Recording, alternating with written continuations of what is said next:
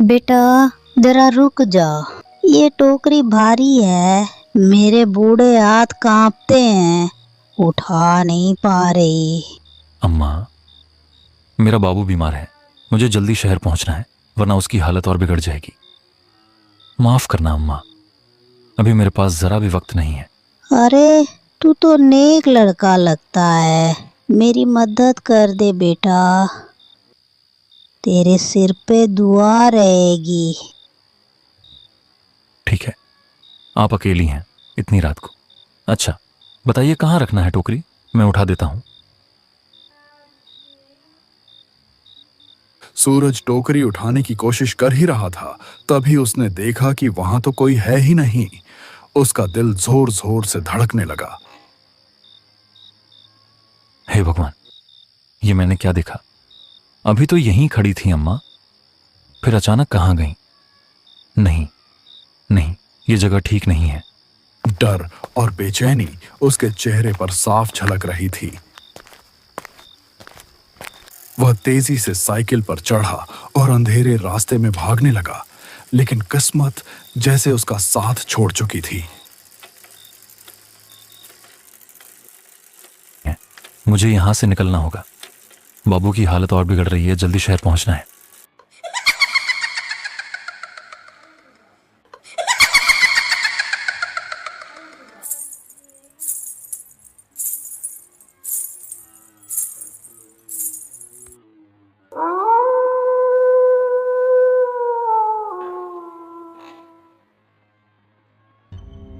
अचानक उसकी पुरानी साइकिल की जंग लगी चेन जमीन पर गिर गई।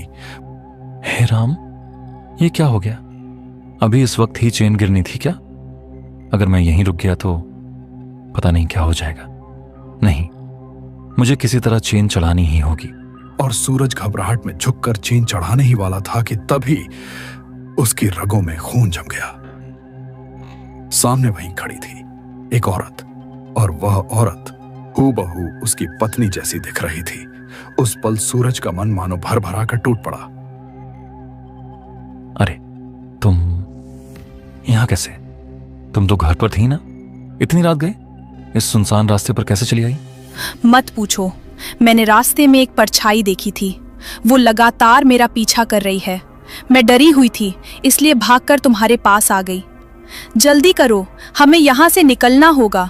बाबू को मुझे पकड़ाओ, मैं उसे संभाल लेती हूँ। तुम साइकिल ठीक करो। परछाई? ये कैसी बातें कर रही हो तुम? लेकिन अगर तुमने सच में देखा है तो मामला गंभीर है। अच्छा, तुम बाबू को थामो, मैं चेन लगाता हूं। हाँ, जल्दी करो, वो कभी भी यहाँ आ सकती है। उसने सोचा शायद उसकी पत्नी ही है जो किसी तरह यहां तक पहुंच गई। वह कुछ पूछने या सोचने की हालत में नहीं था। थकान, डर और बच्चे की बीमारी ने उसकी समझ को कुंद कर दिया था। उसने बिना शक किए अपने बीमार बेटे को उस औरत की बाहों में थमा दिया। सूरज जल्दी से साइकिल संभाल कर आगे बढ़ गया।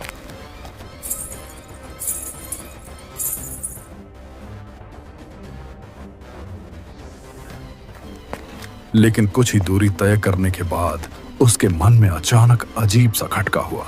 उसने कांपते हुए पीछे मुड़कर देखा और यह नजारा उसकी रूह तक को चीर गया।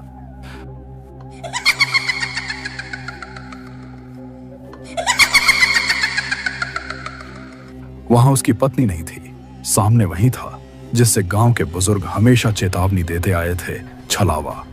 उसका असली भयानक रूप अब सामने था और उसकी पकड़ में सूरज का छोटा सा बाबू था।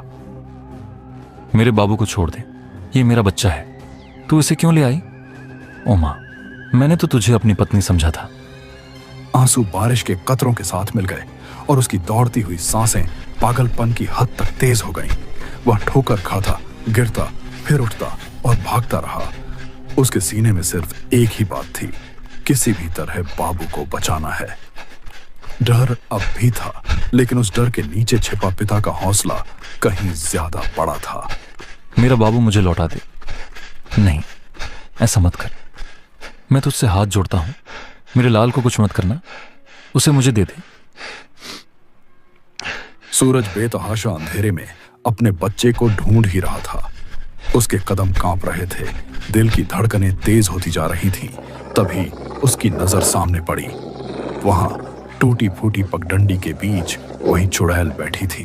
उसकी गोद में वही बच्चा था जिसे सूरज अपनी जान से भी ज्यादा चाहता था।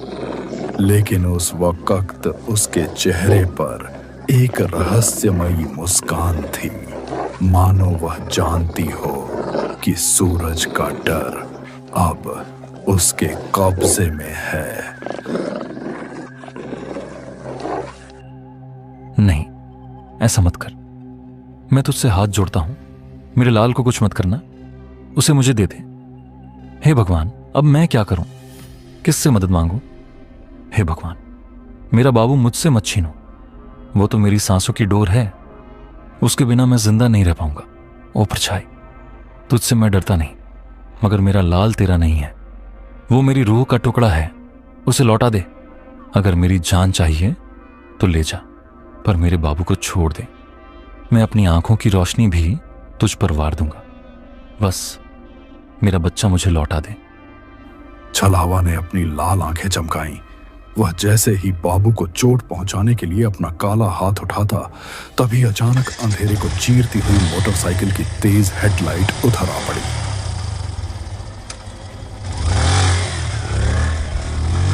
हेडलाइट की चमक और इंजन की गड़गड़ाहट ने माहौल बदल दिया।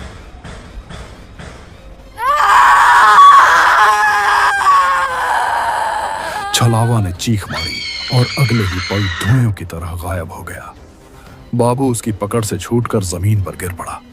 सूरज ने दौड़कर अपने लाल को उठा लिया, कांपते हाथों में उसे सीने से चिपका लिया और आंसुओं से उसका चेहरा भीग गया। आसमान से बरसती बूंदें अब उसे डरावनी नहीं लग रही थीं, बल्कि जैसे राहत का आशीर्वाद बनकर बरस रही थीं।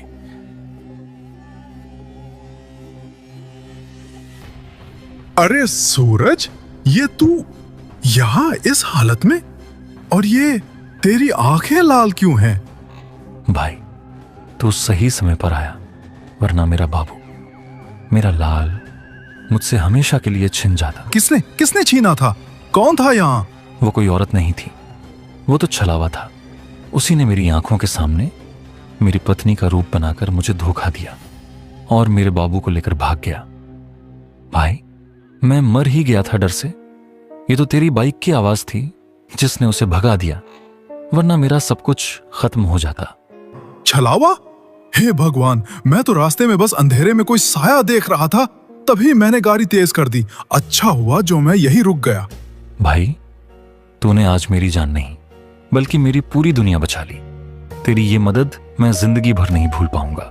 सूरज, घबरा मत, अब मैं हूं ना। देख, बाबू सुरक्षित है। हम दोनों उसे लेकर तुरंत शहर चलेंगे। तुझे अकेले नहीं छोड़ूंगा।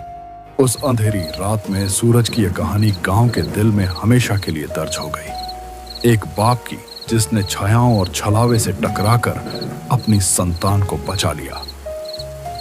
उस रात ने यह साबित कर दिया कि डर कितना भी गहरा क्यों ना हो, एक पिता का प्यार उससे कहीं ज्यादा मजबूत होता है।